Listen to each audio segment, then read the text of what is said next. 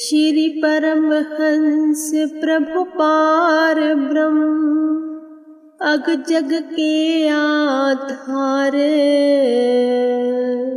षष्टम रूप में प्रकट हुए सतगुरु करुणागार।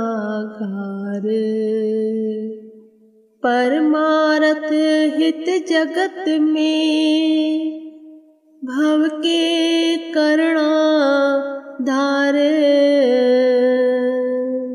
आत्म सुख की संपदा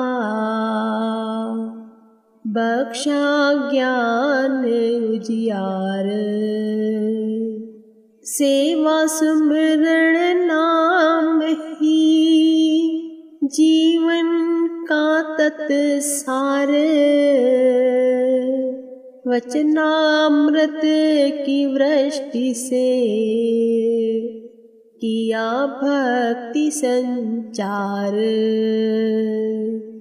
शत शत कोटि वंदना सतगुरु तव चरणार, आशीष कृपा दृष्टि से मिलता सुख अपार। आशीष कृपा दृष्टि से मिलता सुख अपार। बोलो जयकारा बोल मेरे श्री गुरु महाराज की जय। गुरुमुखों, जब जब प्यासी धरती, प्यासी रूहें अपने जीवन का कल्याण करने के लिए आत्मिक पुकार करती है, तब तब इस धरा धाम पर महापुरुष अवतरित होते हैं। उनका उद्देश्य ही जीवों का कल्याण करना होता है, इसीलिए वे धुरधाम से धरा धाम पर आते हैं कि जिससे हमारे गुरुमुख खुश प्रसन्न रहे। उनके दुख तकलीफें काटने के लिए वे अपने तन पर असहाय कष्ट उठाते हैं।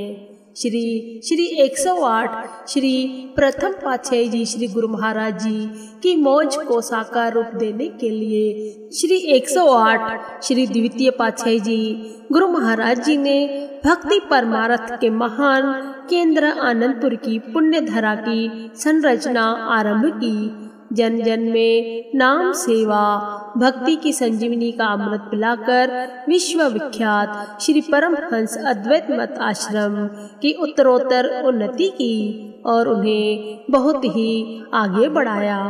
श्री द्वितीय पातशाही जी महाराज की श्री मौज अनुसार श्री छठी पातशाही गुरु महाराज जी के माता पिता सन 1930 में श्री आनंदपुर की पावन धरा पर सेवा कार्य करने हेतु आए।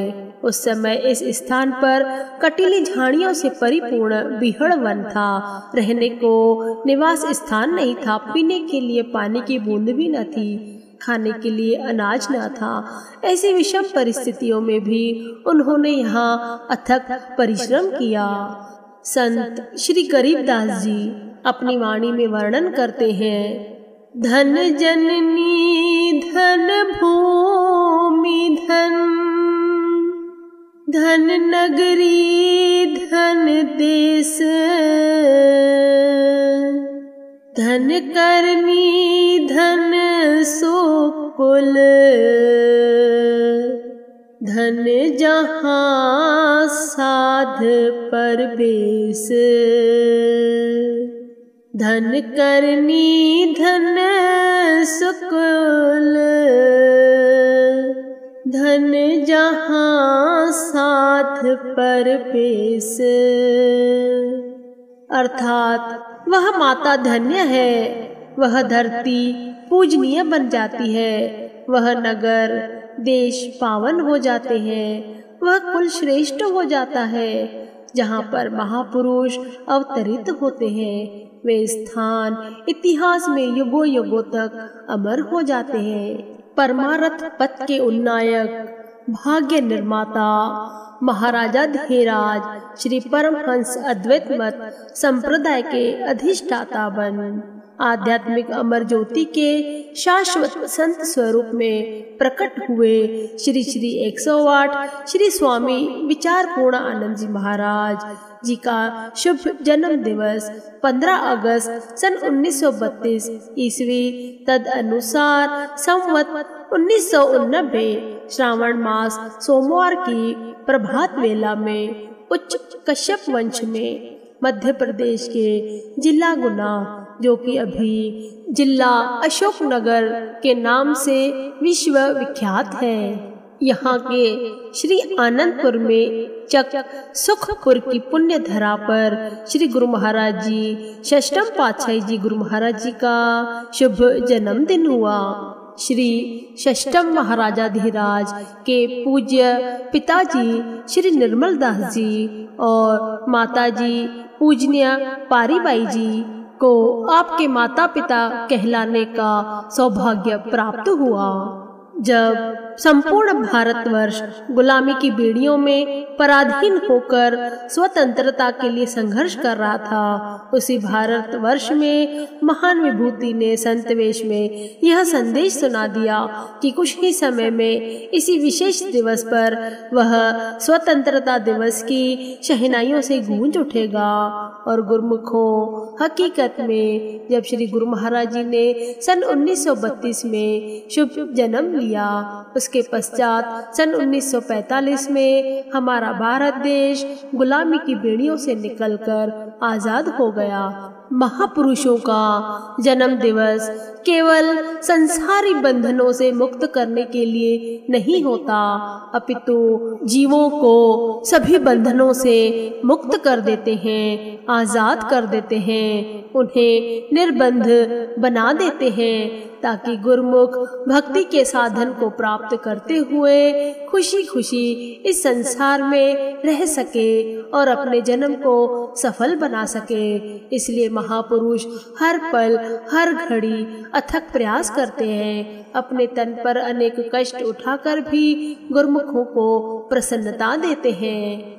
जब पूजनीय पिताजी निर्मल दास जी और माताजी पूजनीय पारीबाई जी ने श्री द्वितीय पातशाही जी गुरु महाराज जी के चरणों में श्री गुरु महाराज जी के नामकरण की विनय की, तब श्री गुरु महाराज जी ने उनका नाम श्री गुरुचरण रखा और ये वचन फरमाए, हमें तो यह दुर्लभ अनमोल रतन अपने घर में ही मिल गया है, कहीं जाकर खोजने की आवश्यकता ही नहीं। आगे चलकर ये परमार्थ के सिलसिले को विशाल रूप प्रदान करेंगे। वाकई में ही श्री छठी पातशाही जी गुरु महाराज जी कितने परोपकार के कार्य कर रहे हैं। श्री परमहंस अद्वैत मत को उन्नति की ओर अग्रसर कर रहे हैं। ये जीवा उनकी महिमा का बखान करने में असमर्थ है। श्री गुरु महाराज जी ने लौकिक शिक्षा श्री आनंदपुर में ही प्राप्त की। पराविद्या के स्वामी श्री गुरु महाराज जी ने लौकिक शिक्षा से आध्यात्मिक शिक्षा को अधिक महत्व दिया।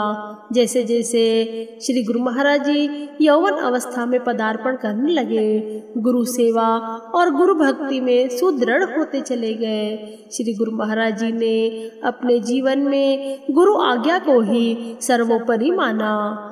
13 वर्ष की आयु में एक बार बैलगाड़ी द्वारा ईसागढ़ में श्री आज्ञा अनुसार किसी सेवा कार्य के लिए गए। मार्ग में एक वृक्ष के नीचे लेटकर श्री गुरु महाराज जी अपने इष्ट देव के ध्यान में निमग्न हो गए। संयोग से एक फकीर का उधर से गुजर हुआ। श्री गुरु महाराज जी के श्री मुख की अलौकिक आभा को निरखकर वह श्री गुरु महाराज जी के पास आया और कौतूहलवश पूछने लगा कि आप कौन हैं? श्री गुरु महाराज जी ने उत्तर दिया, मैं अपने परम इष्ट देव श्री आनंदपुर दरबार के सम्राट का सेवक हूँ। वह आश्चर्यचकित हो कहने लगा कि आपके मस्तक और पावन चरण कमलों की रेखाएं तो यह दर्शाती है कि आप किसी बड़े शहंशाह के शहजादे हैं, जिन्हें यहाँ इन पत्थरों में नहीं अपितु शहंशाही महलों में निवास करना चाहिए। श्री गुरु महाराज जी ने बहुत ही विनम्र भाव से कहा, हम दुनिया के शहंशाह और शाही महलों को तो नहीं जानते, परंतु इतना अवश्य जानते हैं कि हम श्री आनंदपुर दरबार के रूहानी शहंशाह के शहजादे हैं और श्री आनंदपुर के रूहानी महलों में निवास करते हैं। समय आने पर उस फकीर के साथ साथ श्री गुरु महाराज जी के अपने वचन भी सत्य हुए। आज रूहानी सम्राट बनकर प्रेम, शांति और रूहानियत की दात से सबकी झोलियां खुशियों से भरकर, भक्ति से भरकर सबको माला माल कर रहे हैं। 17 वर्ष की आयु में श्री तृतीय पातशाही जी श्री गुरु महाराज जी की श्री आज्ञा से स्वामी षष्ठम पातशाही जी गुरु महाराज जी श्रीमान महात्मा गुरु दर्शनानंद जी के साथ सत्संग की सेवा में जिंद हरियाणा में गए। उनके साथ संत समागमों में जाकर जब श्री गुरु महाराज जी गुरु ध्यान में लीन होकर मधुर कंठ से भजन गाते तो सब तन्मयता से उन्हें श्रवण कर आनंद मग्न हो जाते। उनका अंतर्मन भक्ति की प्रेम तरंगों में मज्जन करने लगता। लगभग 2 महीने के बाद श्री षष्ठम महाराजा धीराज श्रीमान महात्मा जी के साथ श्री आनंदपुर में श्री दर्शनों के लिए आए। कुछ दिन श्री आनंदपुर में ठहरने के पश्चात महात्मा जी जब श्री स्वामी जी को सत्संग की सेवा के लिए साथ ले जाने लगे तो श्री सद्गुरुदेव जी महाराज श्री तृतीय पातशाही जी ने फरमाया, अब हमें इनकी श्री आनंदपुर में जरूरत है, अब ये हमारे पास रहकर सेवा करेंगे। इस प्रकार श्री षष्ठम महाराजा धीराज श्री आज्ञा अनुसार श्री आनंदपुर में रहकर सेवा कार्य करने लगे। श्री स्वामी जी की सेवा में कर्तव्य निष्ठा व हित चिंता को देखते हुए श्री सद्गुरुदेव जी महाराज श्री तृतीय पातशाही जी ने सन 1952 में फाल्गुन संक्रांति के शुभ दिन श्री स्वामी जी को साधु वेश प्रदान कर श्री गुरु महाराज जी का शुभ नाम स्वामी विचार पूर्णानंद जी रखा। उस दिन श्री प्रभु जी की प्रसन्नता का कोई पारावार ही न था। उसके पश्चात हमारे हृदय सम्राट रूहानियत के बादशाह श्री श्री 108 श्री पंचम पातशाही जी गुरु महाराज जी ने आध्यात्मिक मार्ग की परंपरा को निभाते हुए परिनिर्वाण से पूर्व श्री गुरु महाराज जी को सर्वगुण संपन्न जानकर सभी रूहानी रहस्य समझाकर रूहानी दात प्रदान कर दी। श्री सद्गुरुदेव जी दादा दीन दयाल जी महाराज की श्री आज्ञा को शिरोधार्य करते हुए दिनांक 17 अक्टूबर सन 2017 तद अनुसार संवत 2074 कार्तिक संक्रांति मंगलवार के शुभ दिन श्री श्री 108 श्री हुजूर स्वामी जी स्वामी विचार पूर्णानंद जी महाराज श्री छठी पातशाही जी के रूप में रूहानियत राज सिंहासन पर विराजमान हुए। परम हितैषी करुणा वत्सल श्री हुजूर सद्गुरुदेव जी महाराज श्री षष्ठम पातशाही जी गुरु महाराज जी ने अपनी असीम करुणा व ममता बरसाते हुए प्रत्येक संतप्त हृदय को अपने दिव्य प्रेम का अवलंबन देकर जीवन में सुखों की प्रभात कर दी, जीवन में हरियाली की प्रभात कर दी। श्री गुरु महाराज जी के शुभ अवतरण दिवस की श्री महाप्रभु जी के चरणों में यह दासी बधाइयों के पुष्प अर्पित करती है और आप सभी गुरुमुखों को भी बधाइयाँ देती है। Happy birthday to you Swami ji.